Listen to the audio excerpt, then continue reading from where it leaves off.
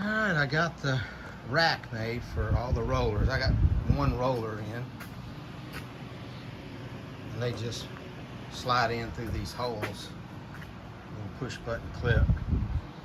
And on the end here, which will be the end facing out, I'll have 3 rollers because of the weight transfer is going to be really heavy on the very front end. And I got the rack welded in as much as I wanted, and the rollers aligned. I can always add more rollers if I got it set up for about 900 pounds of mantles.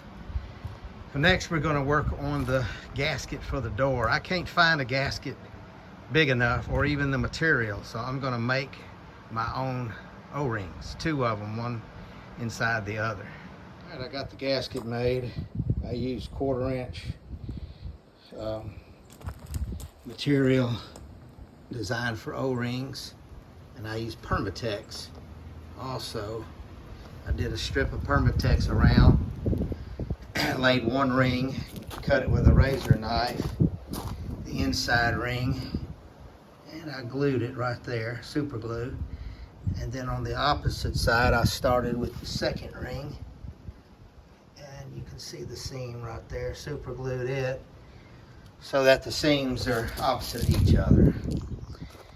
Hopefully that'll work. Well, I got the rollers in. The first roller there is rated at 360 something pounds. It's heavier than the other ones. The gasket is firmed. The gasket material, it's doing well. And put in a couple of braces. I'm going to put a 2x12 on top here, and that will house where I'll do the vacuum pump. And I've got in where the vacuum pump will hook into, and this will be where the gauge will go. And I got a hook where I'm going to get a chain come along and put it into place a little later today. And now I'm building the rack that will go outside the door, where I'll assemble all the mantles on a board and then roll it in. I got it put in position. I got it behind my barn at a shed where I store my lawnmower and some mantles. So the mantles will come on the forklift and be put on this piece of plywood and bundled into heating blankets, and then it rolls effortlessly into the chamber.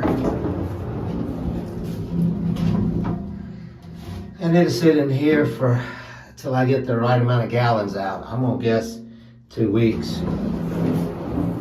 And the door closes, and we'll put a few bolts in it. Get the seal. And I'm waiting on some heating blankets and some valves.